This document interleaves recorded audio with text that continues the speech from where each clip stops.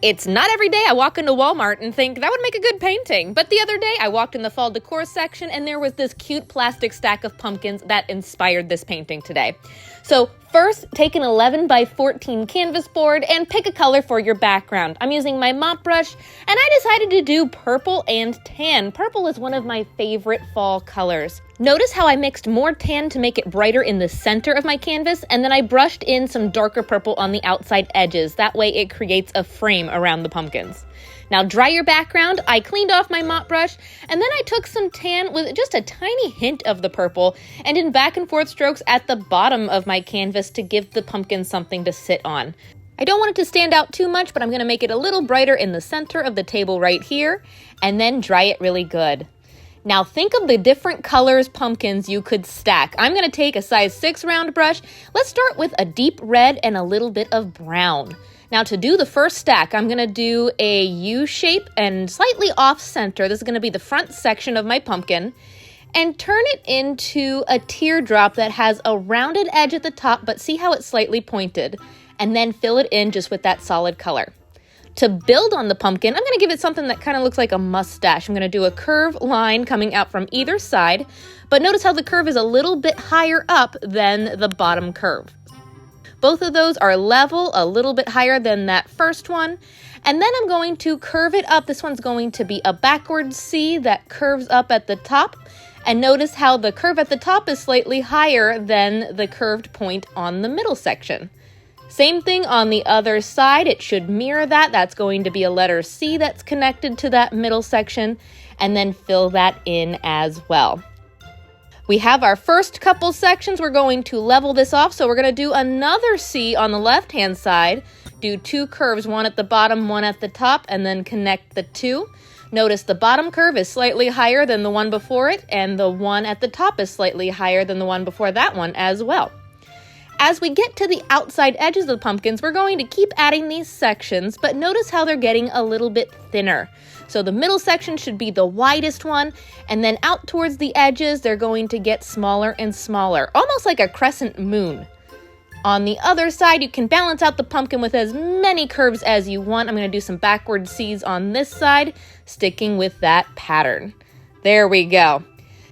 To make the pumpkin look more three-dimensional, we have to add highlights. To do this, take some orange and mix it in with your red and brush it on in the middle of each of your pumpkin sections.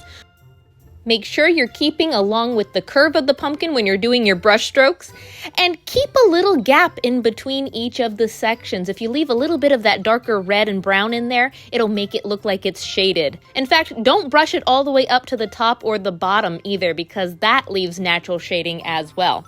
See how it's starting to pop off the picture? I love that. To really make it pop, you could take just bright orange and brush it coming down from the tops of each of the pumpkin sections. And then at the very bottom, don't forget to shade it. It's a little bit shaded, but to really make it pop, you could take some dark brown and brush up a little bit of that as well. Make sure it's dry, and then you can pick out the color for your next pumpkin. I'm going to do orange mixed with a little bit of red. Start off the same way we did before with a U shape. Notice how it's in between those 2 sections. And then make it a point. This one's only about 2/3 the height of the one on the middle. It's going to be shorter. And then once you fill it in, give it a mustache. Notice the curves are slightly higher than the one that we started with. And then start adding those backward C's and letter C's, adding sections as you go. You can make it as wide as you want. Just make sure each of the sections come out a little bit higher than the one before them, and that they should be also getting just ever so slightly thinner. So see how that one is higher but slightly thinner than the one before it. Fill them in keeping with the curve. These ones on the right and left sides are going to be really thin, and notice they are also much higher than the rest of them. That's going to make it look round. To highlight the sections, take yellow this time. Yellow and orange make good pumpkin highlights, and brush them on in the middle of each of those sections. Remember to leave a gap so it has that shading, and you only have to do it in this midsection. You don't have to do it all the way at the top or at the bottom. To do a little bit of shading, you can also mix a little bit of brown in with the orange. I'm going to do only a little bit. I don't want my brown to get too dirty. and then dry it so we can add the top pumpkin. Now the one I saw from Walmart was a yellow. I'm gonna do this more of a white yellow, and it's gonna be a little bit shorter as well, about 2/3 the height of the one underneath it. Start with that oval shape. I have it off-centered to the right this time. Then add a mustache, a little curve at the bottom, and then start creating those sections there, filling them in as you go. Once you do one pumpkin, it gets easier. This one is just nice and dainty, so I am using a smaller round brush. Step back and eyeball it best you can to make sure it's center underneath both of the ones at the bottom. What I would do is make sure the very top edges come up a little higher than the other ones we've done, because this one will have a stem. And to make it look three-dimensional, I'm just taking some of the dark yellow and brushing it down from the top and up from the bottom. And then I am going to take pure white then while it's still wet and brush it in between for highlights. It is easiest to do the highlighting and shading on all of these pumpkins when they're still wet, by the way, but then dry it when you're finished. Now, something fun about the stack of pumpkins I saw at Walmart is they had splatter paint all over them, which I think is why I really wanted to try doing a painting of pumpkins with splatter paint. But before we try the splatter, don't forget to cover your background. I'm just taking paper towels, anything you have that's flat, to cover the background. Even the points in between the pumpkins, you can rip off just the points of paper towels and stick them in there. And then splatter on as much as you want. I took just a little bit of watered down yellow and white that I had from the top pumpkin to stand out. Don't go overboard, but it is fun. And then when you take off the paper towels, you have splattered pumpkins. There we go. Now let's add a stem. I'm just taking some dark brown and white on a detail brush. Do a little curved triangle, but instead of coming to a point, why don't we have the stem go off to the left, because then we can have a tall point without it going off the picture.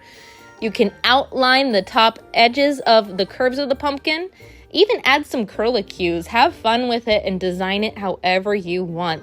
And then when it dries, you can add some shading on the one edge. I'm even adding some white highlights along the top edge. There we go. Now, I really like them like this, but in the spirit of going along with the inspiration, something else that this stack of pumpkins had was bright white and yellow highlights in the cracks of each of the pumpkin sections. So normally I would leave it, but just for fun, I wanted to see what it would look like because it really makes those sections pop. Just taking my detail brush and highlighting them. Getting brighter as we get up to the top. This top one, I'm doing white section colors, like that. It grows on you. It is fun. I like it. Now let's decorate the stack of pumpkins. Now, I have some leaves I had from Dollar Tree. I'm not going to glue them to the canvas, although I am tempted. Instead, I'm going to paint the bottom of the leaf with green paint. Let's try to use them like a stamp. I've been seeing a lot of people use leaves for stamps in art projects. This one is not a real leaf, so I'm not sure if it's gonna work, but we're gonna try it. Let's lift it up and see. Not too bad. We'll fix it up. This is going to make sure that they're all about the same size and gives me the shape to start with. Let's add one in the middle here. Any part of your pumpkin you don't like, you could decorate it with leaves. See, now I have a few. Not too bad. Let's fix them up. I'm going to add a little bit of white to the green I made with green and orange and just fill in that shape. You can use a detail brush and really make them detailed if you want. I just use that as a starting point for my leaves. I'm filling them in. Then I'm taking a smaller round brush. I'm adding a little bit of yellow to my green to make it look like the leaves are starting to turn a little bit. You could do all different color fall leaves too. Think about that. When I have them filled in here, I'm taking a detail brush with some white now mixed in with a tiny bit of green and just adding some simple veins down the middle of each of them. You can even make the edges stand out by adding some highlights to some of those points as well. Maybe even add some shading by adding little sections of dark brown. I'm not going to outline them like a cartoon, just in different areas and maybe blend them in a little bit. That's up to you. And final details, it's up to you how you decorate this stack of pumpkins. The ones I saw also had branches with berries, so let's add a couple very simple dark brown branches with a detail brush coming off. Notice how each of the branches are overlapping slightly with the leaves as well. Don't get too detailed, but dry them and pick your colors for your berries. I'm just going to use all the colors that we used in the pumpkins to tie them in, and just do tiny little circles, spacing them all out so you have a mix of colors on each of the branches. If you're not comfortable painting a circle, you could even use the back end of your paintbrush, or you could even use the back end of a pencil eraser. That's up to you how detailed you want to get. Let's add a couple yellow ones in here, maybe a few green ones. And what do you think? Did I do the ones from Walmart justice? Let me know in the comments, and if you want to learn how to paint some other pumpkin paintings, I have some more tutorials for you, so I'll have those linked in the description as well. Have fun and happy painting, everybody!